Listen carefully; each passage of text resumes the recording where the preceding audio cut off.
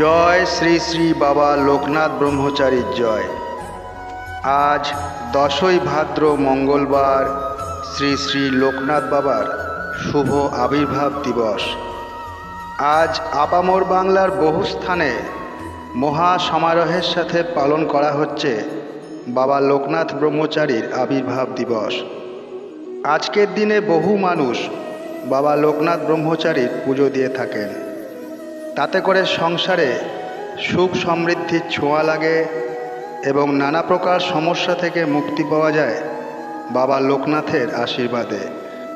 বলা হয় স্বয়ং মহাদেব বাবা লোকনাথের রূপে এই ধরাধামে আবির্ভূত হয়েছিলেন মানব জাতির কল্যাণের উদ্দেশ্যে।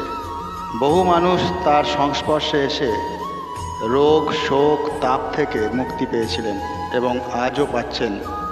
কারণ বাবা নিজেই বলেছেন, রণে বনে জলে জঙ্গলে যেখানেই বিপদে পড়বি আমাকে স্মরণ করবি, আমিই রক্ষা করব। তাই আজকের এই পুণ্য দিনে আর কিছু করুন অথবা নাই করুন, বাবা লোকনাথ ব্রহ্মচারীর ব্রতকথা পাঠ করবেন বা শ্রবণ করবেন। এতে আপনাদের ক্ষতি কিছুই হবে না, উপরন্তু লাভই হবে। বাবা লোকনাথকে যে ব্যক্তি মন প্রাণ দিয়ে ডাকেন তিনি কখনো নিরাশ হন না। লোকনাথ বাবার ব্রতকথা শুরু করছি, আপনারা ভক্তি ভরে শ্রবণ করুন। জন্মাষ্টমী তিথিতেই জন্ম হয়েছিল লোকনাথ ব্রহ্মচারী। ভক্তদের কাছে তিনি বাবা লোকনাথ নামেই পরিচিত। তার বিখ্যাত বাণী, রণে বনে জলে জঙ্গলে যখনই বিপদে পড়বি আমাকে স্মরণ করবি, আমিই রক্ষা করব। লোকনাথ ব্রহ্মচারী 1137 বঙ্গাব্দ ইংরেজির 1730 খ্রিস্টাব্দে তৎকালীন যশোহর জেলার আর বর্তমানে পশ্চিমবঙ্গের 24 পরগনা জেলার বারাসত মহকুমার চৌরসি চাকলা গ্রামে জন্মগ্রহণ করেন। তার বাবার নাম রামনারায়ণ ও মায়ের নাম কমলা দেবী। বাবা ছিলেন ধার্মিক ব্রাহ্মণ। পিতামাতার চতুর্থ সন্তান ছিলেন তিনি। লোকনাথকে সন্ন্যাস ধর্ম গ্রহণ করানোর জন্য 11 বছরে উপনয়ন দিয়ে পাশের গ্রামের ভগবান গাঙ্গুলির হাতে তুলে দেন। এ সময় তার সঙ্গী হন বাল্যবন্ধু বেণীমাধব। উপনয়ন শেষে লোকনাথ বেণীমাধব ও ভগবান গাঙ্গুলি পদযাত্রা শুরু করেন।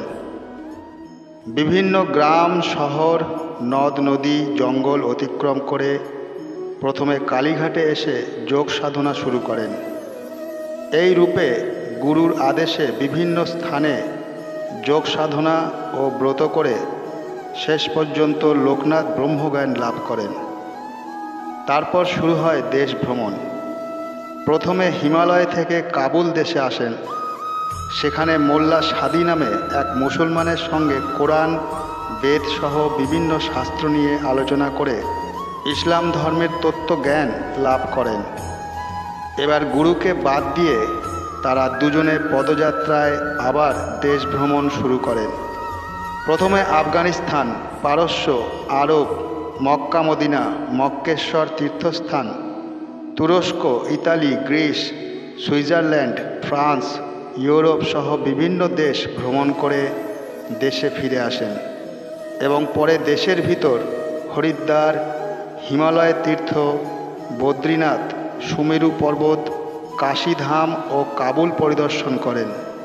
দিনে দিনে গুরুর বয়স 100 বছর ও শিষ্যদের বয়স 50 বছর হল। গুরুদেব ভগবান গাঙ্গুলি শিষ্য দুজনকে শ্রী তৈলঙ্গ স্বামীর হাতে তুলে দিয়ে পরলোক গমন করেন। নারায়ণগঞ্জের বারোদির জমিদার নাগ মহাশয় লোকনাথের কথা শুনে তার জন্য জমি দান করেন এবং সেখানে মহা ধুমধামের সঙ্গে আশ্রম স্থাপন করা হয়। লোকনাথ ব্রহ্মচারীর আশ্রমের কথা শুনে দেশ দেশান্তর হতে বহু ভক্ত এসে ভিড় জমাতে থাকেন। অল্প সময়ের ব্যবধানেই বাবার আশ্রম তীর্থভূমিতে পরিণত হয়। কোনো এক সময় ভাওয়ালের মহারাজ তার ফটো তুলে রাখেন, যে ফটো বর্তমানে ঘরে ঘরে পূজিত হয়। সেদিন ছিল 19শে জ্যৈষ্ঠ রবিবার। বাবা নিজেই বললেন তার প্রয়াণের কথা। বহু মানুষ আসেন তাকে শেষ দর্শন করার জন্য।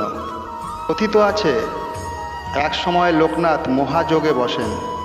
সবাই নির্বাক হয়ে অশ্রু সজল চোখে এক দৃষ্টিতে চেয়ে থাকেন কখন বাবার মহাযোগ ভাঙবে, কিন্তু ওই মহাযোগ আর ভাঙেনি। শেষ পর্যন্ত 11:45 দেহ স্পর্শ করা হলে দেহ মাটিতে পড়ে যায়। ত্রিকালদর্শী বাবা লোকনাথ বলেছেন, প্রতিদিন রাতে শোবার সময় সারা দিনের কাজের হিসাব নিকাশ করবি, অর্থাৎ ভালো কাজ কি কি করেছিস আর খারাপ কাজ কি কি করেছিস।